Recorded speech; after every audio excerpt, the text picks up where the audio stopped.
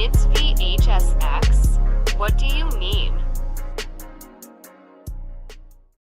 All right, everybody, welcome back. We got a brand new video today from Refine that we're going to have a reaction and discussion video about, called How Generators Fuel Killer Anxiety, Dead by Daylight. Now, this video was suggested by one of you guys in the Discord community. So if you want to join that, it is linked in the description. Make sure you scroll down and accept the rules with the knife emoji so you can speak with the rest of us and talk about whether DBD or otherwise. And let's get into it.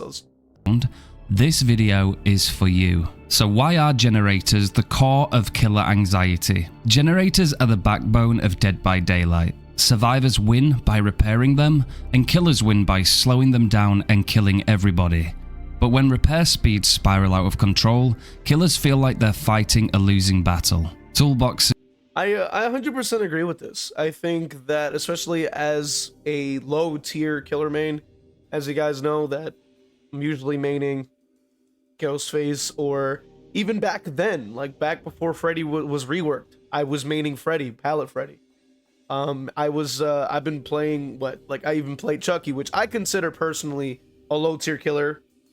From my perspective, his lack of mobility is very bad. Despite his ability to chase, to me he's more like Clown, where like he's really good at his chase, but he has no mobility. So like if they spread out the gens far enough or something, he's gonna struggle. But anyway, speaking from that perspective, I completely agree with the idea that gens have really been the contributing factor for making it very unfun to play killer, making it very uninteresting to want to continue when it is a losing battle most of the time, because of your limitations with those characters.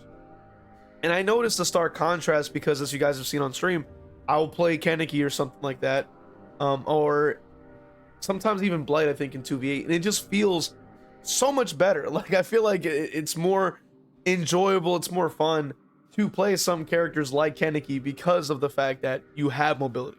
Your chase is not going to be terrible. Shift W is not going to just work. Pre-dropping all day long is not going to work.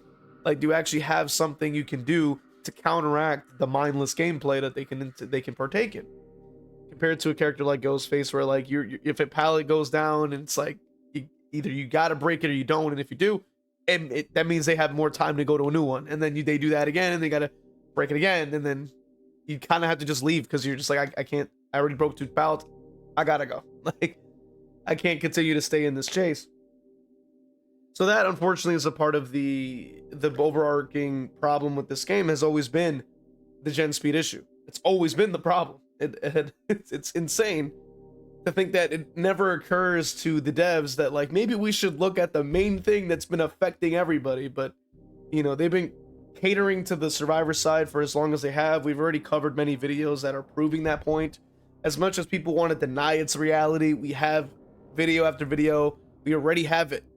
We already have on the channel covering exactly why, even apparently from a previous dev who worked with Behavior, had said directly they are catering to Survivor because they are inevitably going to give them more money.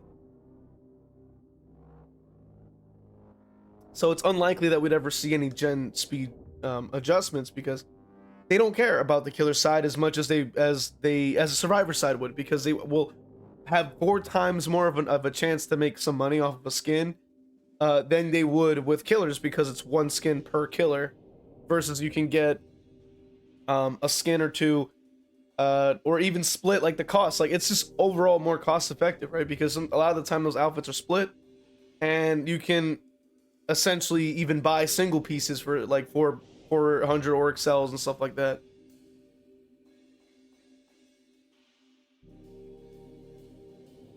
So at the end of the day, it's understandable that gen speed is a problem. A lot of killer players are leaving, even survivor players are leaving as well, which is quite shocking, because like even before, I had always stated, like, the game has already been giving you everything you could want as a survivor player. You got at least back then with the pallet density update, got a bunch of new pallets, all your healing perks are buffed up, like, now your exhaustion got buffed up with a recent like chapter.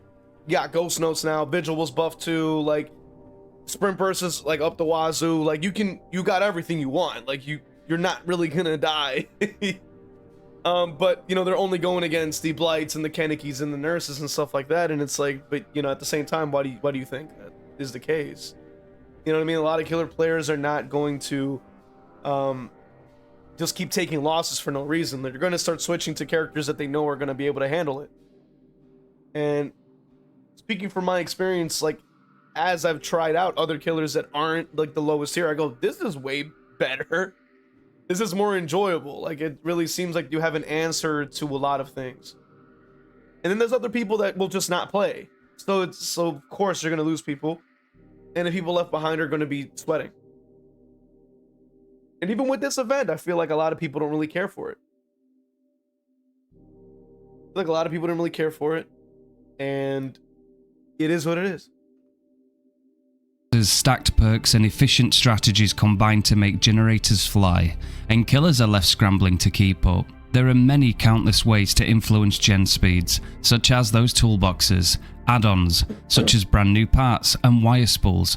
Bringing these kind of items can make a solo gen go so much faster. Then there are perks that also improve this, such as Quick Gambit. When someone is in chase, they give free repair speeds to everybody else.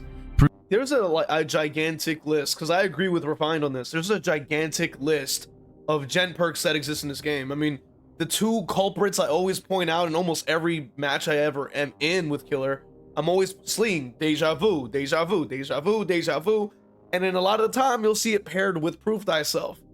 So you guys already know that if they're on two on a gen, it's already going to be fast. Then top it off, they're getting an additional 6% from Deja Vu. Then top it off an additional 10% from that other survivor on the gen. So they're giving them a 10%. The other one has a 6%. That's already 16%. Just off the bat, without even a toolbox, without anything else in count. Just 16% faster already. So then that will stack onto a toolbox, right? Which usually will have a 50% repair speed on average because people are running Commodious. So that's already given over 65%, right? 66% faster, right? And that's just with a toolbox. The numbers get crazier and crazier when you really start to add it all up. And that's been my main point when discussing the gen speed, is like that is the main culprit. But my thing is that they're most likely not going to ever fix it, really, because it's just not financially you know, they're not financially incentivized to do so. And that I find to be so unfortunate, because it really seems as if a lot of the killer players that want to engage with this game and want to play this game are just ignored because of the fact that they're not survivor mates. You know what I mean? Like, they find it boring, so they want to play the fun side, but oh, you can't do that. You know, you're not going to get your update like you actually need. You're not going to get your bug fix that you need. You're not going to get your buff that you need. You're not going to get anything you need on that side because you're not making them enough money, essentially. And it's ridiculous. And then that also ties into the gaslighting we're going to see from the DVD community. And that's a whole nother topic. That's a whole entire other topic that can be discussed. Literally, that is a whole nother can of worms. That has to be its own video talking about it. But either way, let's go ahead and continue. Prove Thyself, which allows gens to go a lot faster when doubled up on. You even have Resilience, which offers a speed boost when solo, and of course perks like Stakeout and Hyperfocus. The list isn't even over there though. See, this is what you would consider survivors rushing their objective. To finish the generators in lightning fast time and exit through the trial. The only problem is, when the killer does the same kind of efficient tactic, such as tunneling, which makes efficient logical sense by bringing the game down from a 4v1 to a 3v1, you are essentially playing the game in a very efficient way to give yourself the best chances of winning. This is frowned upon. Thank you, Refined. I'm glad that he mentions this.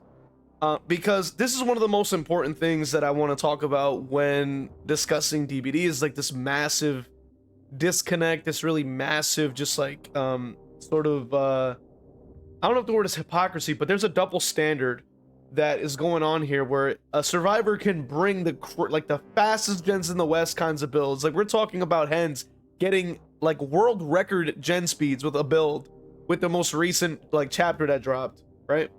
1, 2, 3, 4, right? 24-second gens, 32-second gens, stuff like that.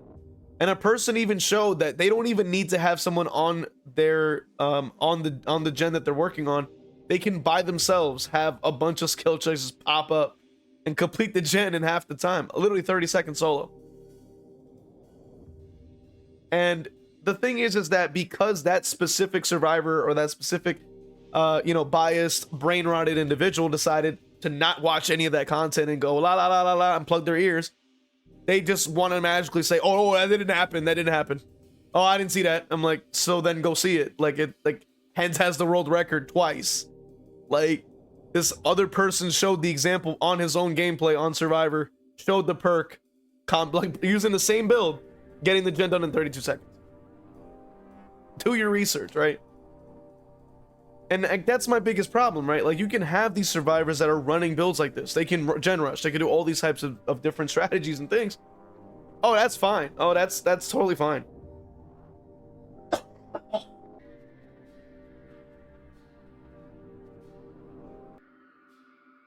You can have survivors bringing those kinds of things, partaking in those kinds of strategies that in general are annoying to go up against or whatever have you. That's perfectly fine, right?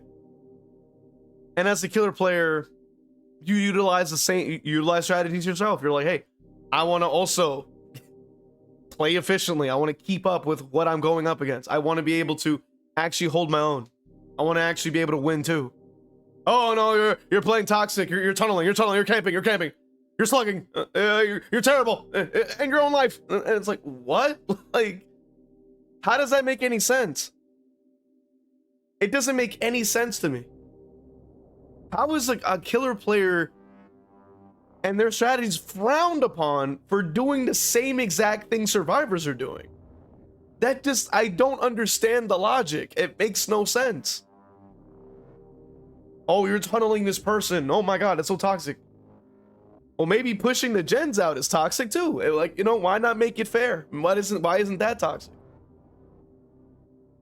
You're literally preventing the killer from playing the game because they get less than 3 minutes to actually walk around and actually try to chase somebody, then the game's over. But somehow it's like one is worse than the other somehow. It doesn't make any sense. Killers usually have slurs thrown at them, or death threats, all over a game of DBD, which the survivors also wanted to win as well.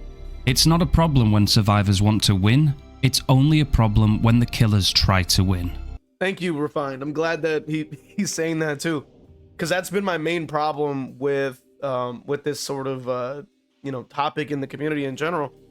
Is that main problem? Like, why is there this massive disconnect? I just don't understand it. It doesn't make sense to me because I'm like, why is one thing fine but not the other? Like, I don't get it.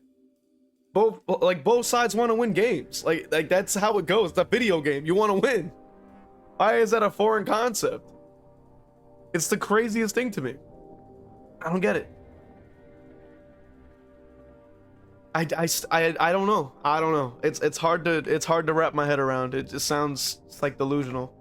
The killer role is already designed around pressure. You're 1 against 4. You're expected to chase, hook, patrol, and defend. But when generators complete in what feels like seconds, that pressure becomes unbearable. It's not just a challenge, it's anxiety. This anxiety starts before the match even begins. Sitting in the lobby, you see items load in, toolboxes, they might have add-ons, maybe even a coordinated swift, and suddenly you hesitate. You hover over the ready button, debating whether you want to go through with it. That pause isn't about fear of competition, it's about the crushing awareness that generators might erase your effort before you even get a chance to play.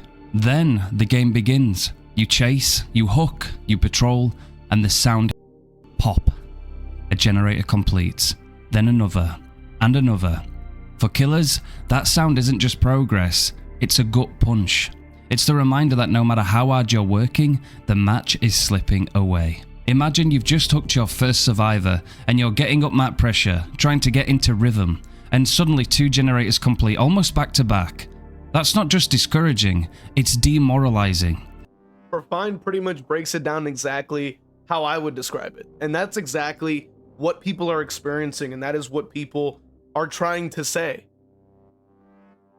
You know, this topic of killer anxiety does exist. It is a thing that happens. People don't want to play killer because it's too stressful.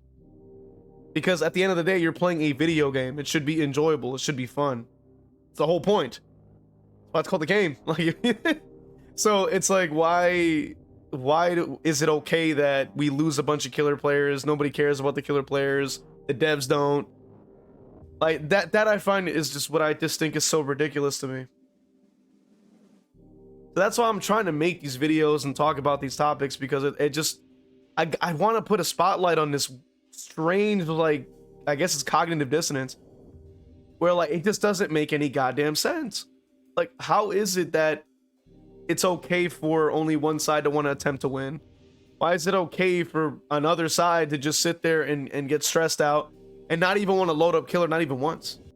And my other thing is that why is it that it's okay for killer players to even experience this form of anxiety in the game?